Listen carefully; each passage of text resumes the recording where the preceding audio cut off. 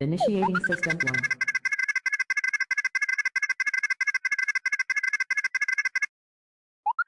1. Dragons. They are no doubt fake, but this System 1 one, loaded. this sniper rifle, is real. Based off of ruggedness, this weapon has been a good reliability ever since the 60s, and this weapon can pack one hell of a punch. Today, we are going to be reviewing the sniper rifle known as the Dragunov. In 1958, Yevgeny Dragunov made this weapon, and it was supposed to be a marksman's rifle and that of a sniper rifle. The Red Army wanted a weapon that can easily be trained by a soldier and can be adaptable and make it even into a regular rifle. Out of 3 rifles, including the Dragunov, were tested into a set of environments, and the Dragunov won the competition. It was put into service in 1963 and has seen widespread use, including that of the Warsaw Pact, which is Eastern Europe, Asia, and parts of South America. In-game, you have the highest damage tied to the Barrett 50 cal and that of the R700. You'll deliver instant death when it comes to the neck, head, and chest area, and you have to be accurate too. Sometimes you even shoot the torso, or even the lower torso. All those parts will require a 2-shot kill instead. Your range? There is no damage drop-off like all the other sniper rifles, so this thing can be pretty good at a long range, even extreme ranges, but you do have to require a bit of accuracy. Your penetration ability, however, is high, like all the other sniper rifles, so this is pretty good through piercing through cover. Like all the other semi-automatic peers, the Dragunov is no better. With the rate of fire, it can be a little bit of a liability issue, with 1200 rounds per minute, and with double tap equipped, it's 1621 rounds per minute. It's a lot, but it's gonna be a problem within the accuracy stakes. You are semi-auto, as always, but your hipfire is gonna be very poor, so it's only used at a last resort. But, in all honesty, a knife or the pistols can be a better choice than that of your hipfire. Recoil, however, is one of the worst key traits for the Dragunov. With the recoil, you will have low, moderate, or high recoil, so this thing has inconsistent recoil. You can have one shot that being low, one shot being high, and the other one being moderate, so it's too crazy. The aim time is about as same as the other sniper rifles, which is pretty poor, at 400 milliseconds. Your switch times, however, are the worst within the sniper rifle category, at 850 milliseconds down, and it'll take 1.15 seconds to make it go up. However, your movement speed is about the same as the sniper rifles and that of the assault rifles, at 95% of the base speed.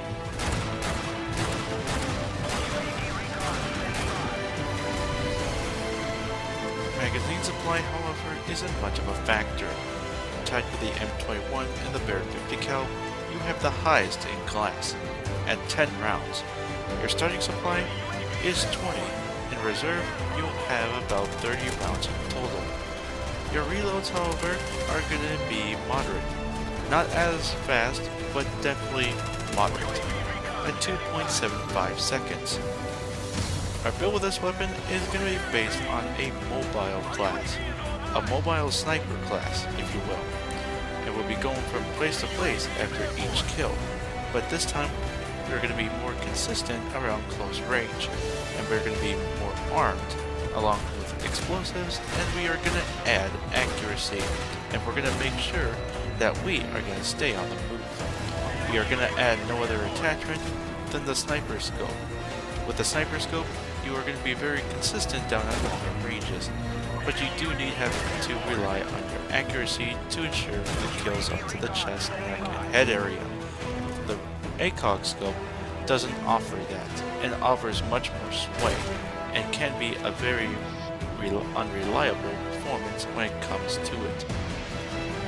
For explosives, we've got 3 round ones to choose from.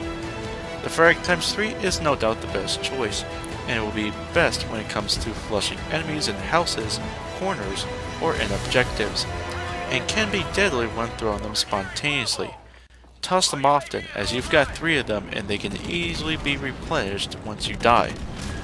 The special grenade times 3 perk can also work too, but it's only to stun and finish enemies, or to permit a quick escape. We are going to be more armed, so no other perk does that better than that of the Overkill perk.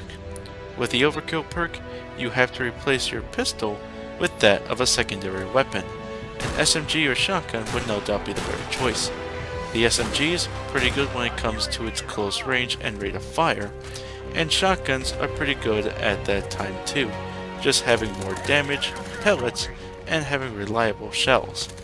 For the SMGs, the MP5, Scorpion, or the P90 would be the best choice due to their rates of fire and pretty good at a close to medium range. For shotguns, the W1200 can be a good idea if you're going after enemy, but if you want to flush out a whole bunch of enemies, then the M1014 is a better choice, but you do have to suffer from longer switch times. But if you're on the move, switch to your secondary and you'll be able to have the fastest amount of speed at 100%. But if you don't like that and you prefer a pistol and you prefer to stay off the radar, then the UAV jammer is no doubt a worthwhile choice.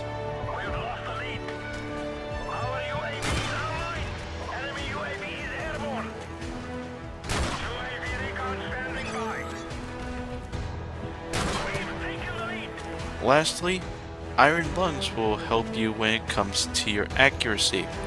What Iron Lungs does is, to default, you only get to hold your breath with only 4 heartbeats. Iron Lungs doubles that to 8, and that will definitely be helpful at people that are going to be at longer ranges. But when it comes to your secondary weapon, you can put any other attachment that you wish. A silencer or red dot sight would no doubt be the best choice.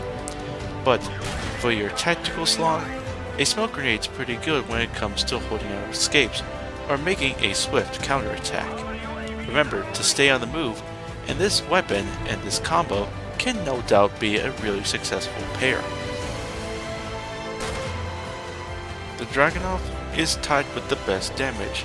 Like said earlier, it has the same damage as that of the Remington 700 and that of the Barrett 50 caliber. It has a fast fire rate like most of the semi-auto weapons, and is very deadly at a long range. Without stopping power, you do have to ensure accuracy, so using the chest, the neck, and the head area would no doubt be the best choice, unless you want to go for 2-shot kills. But this weapon can easily have a close follow-up shot. But to be deadly, I ensure you hit the head, so you can have your enemies fear you very well.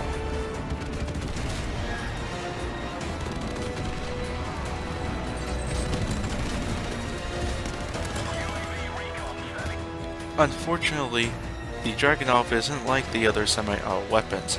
It has unpredictable recoil and has the worst handling within its category. And like all the other sniper rifles, it is pretty poor when it comes to the medium and close range. SMGs and shotguns can easily spray you apart, or even shred you to mincemeat.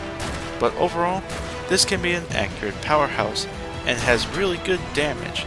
But it does demand accuracy, and can be a very devastating sniper rifle, if accurate. This dragon is no doubt small, but it doesn't matter due to its deadly punch. With this reptile, all you have to do is breathe in, breathe out, and be accurate, and this weapon can trigger out a deadly set of bullets. Thank you all very much for watching. Be sure to vote, rate, comment, subscribe, all that fun stuff, and be sure to look at my Facebook page and Twitch page down below. And for our next episode, we are going to be reviewing our next handgun, the M1911-45. Until then, GalacticStorm saying, I'll see you guys later.